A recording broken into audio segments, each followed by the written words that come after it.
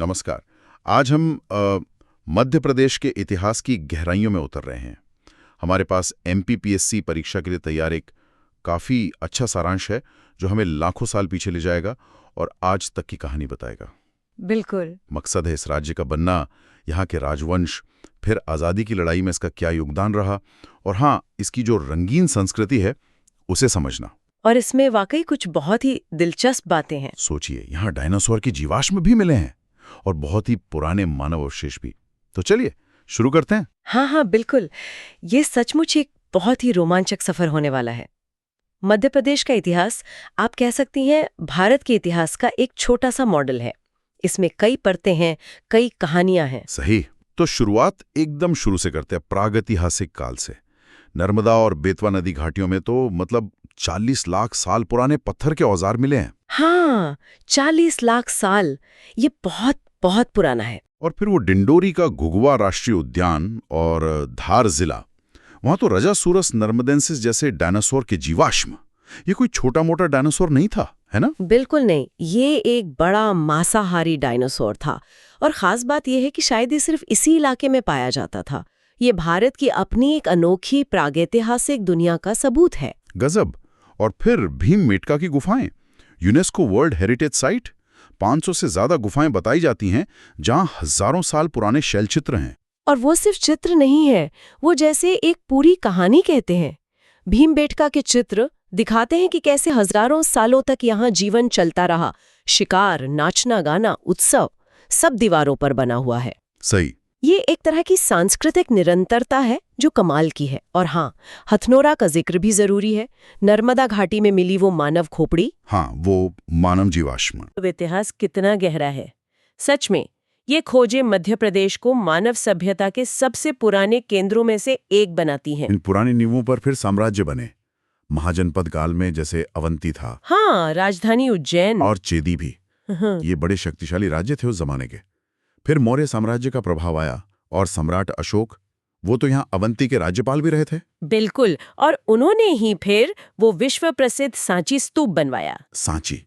और वो कहानी भी है कि अशोक ने विदिशा की राजकुमारी देवी से विवाह किया था। हाँ, ये माना जाता है।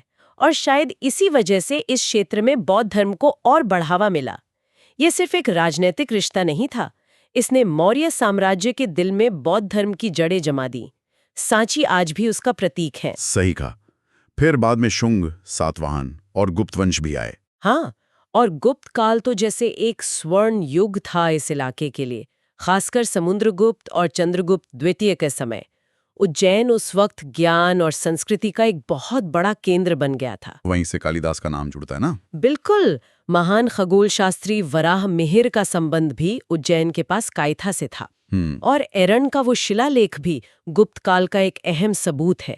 मतलब सांची और भरूच जैसे स्थल उस युग के व्यापार, प्रशासन, कला, सबके बारे में बहुत कुछ बताते हैं। समय आगे बढ़ता है और मध्यकाल आता है। यहाँ चंदेल राजवंश का नाम बहुत बड़ा है।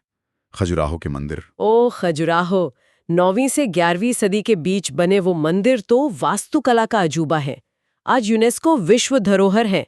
उनकी मूर्ति कला तो दुनिया भर में मशहूर है। बिल्कुल। और परमार वंश के राजा भोज, उनकी विद्वत्ता और शासन के भी बड़े चर्चे हैं। हाँ, राजा भोज एक महान शासक और विद्वान थे। बाद में फिर मुगलों और मराठों का भी यहाँ काफी असर रहा। ग्वालियर का किला देखिए, या सिंधिया राजवंश का शासन। बिल्कुल, ये सब उसी दौर के निशान हैं। अगर हम इसे थोड़ा बड़े पैमाने पर देखें तो खजुराहो जैसी वास्तुकला उस समय की इंजीनियरिंग और कला का शिखर थी।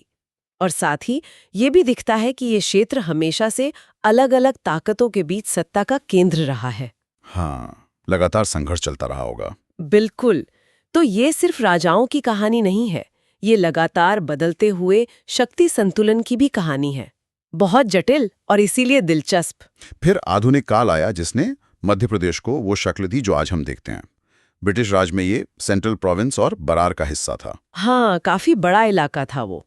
आज़ादी के बाद कई रियासतें भारत में शामिल हुईं और फिर 1 नवंबर 1956 राज्य पुनर्गठन अधिनियम, तब मध्य भारत, विंध्य प्रदेश और भोपाल को मिलाकर बना मध्य प्रदेश। सही। और फिर साल 2000 में छत्तीसगढ़ इससे अलग होकर एक नया राज्य बन गया।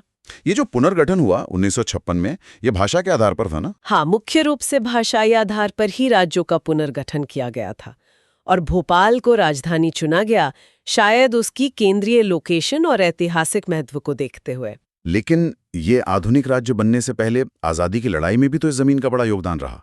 1857 का संग्राम, रानी लक्ष्मीबाई, तात्या टोपे। हाँ, उनका संघर्ष तो यहीं की धरती पर हुआ और आदिवासी नेता भीमा नायक को भी नहीं भूलना चाहिए।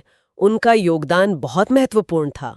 फिर असहयोग आंदोलन, भारत छोड़ो आंदोलन, जबलपुर, इंदौर जैसे शहर काफी सक्रिय रहे। बिल्कुल, और क्रांतिकारी चंद्रशेखर आजाद, उन्होंने भी तो यहाँ के जंगलों में पनाह ली थी, अपनी गतिविधियां चलाई थीं। और तात्या भील जैसे आदिवासी नायक, उन्होंने भी अंग्रेजों के खिलाफ आवाज उठाई। सही। ये याद रखना बहुत जरूरी है कि आजादी की लड़ाई सिर्फ बड़े शहरों या बड़े नेताओं तक सीमित नहीं थी। मध्य प्रदेश में खासकर आदिवासी समुदायों का योगदान बहुत अहम था, जिसे कई बार इतिहास की किताबों में उतनी जगह नहीं मिल पाती। इतिहास की इतनी सारी परतें और साथ ही यहाँ की संस्कृति, वो भी उतनी ही विविध और गहरी है। क्या कमाल की गोंड पेंटिंग होती है। और बाघ प्रिंट्स, वो भी बहुत खूबसूरत होते हैं।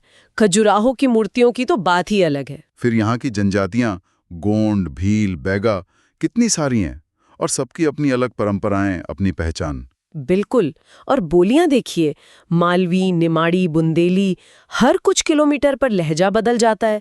भगोरिया जैसा रंगीन त्योहार, लोक नृत्य, संगीत, ये सब यहाँ के जीवन का हिस्सा हैं। साहित्य में भी कालिदास से लेकर माखनलाल चतुर्वेदी तक बड़े बड़े नाम इसी मिट्टी से जुड़े हैं। और धार्मिक स्थल, उज्जैन, सांची, खजुराहो, ओंकारेश्वर, कितने ही महत्वपूर्ण पर्यटन स्थल हैं यहाँ। सच में यही विविधता, बोलियों का, कलाओं का, जनजातीय रिवाजों का, सामाजिक प्रथाओं का, यही तो मध्य प्रदेश की असली पहचान है।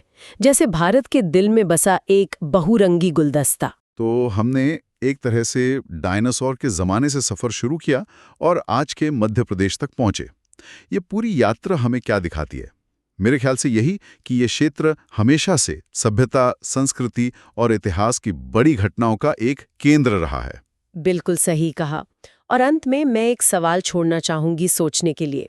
क्या मध्य प्रदेश की जो भौगोलिक स्थिति है, मतलब भारत के बिल्कुल बीच में होना, क्या यही वो मुख्य वजह रही है जिसने इसे अलग अलग युगों में एक इतना महत्वपूर्ण ऐतिहासिक और सांस्कृतिक चौराहा बनाया? ये एक अच्छा सवाल है।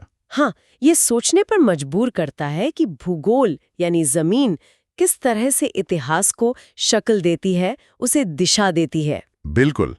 इसी विचार के साथ आज की ये गहन चर्चा यहीं समाप्त करते हैं।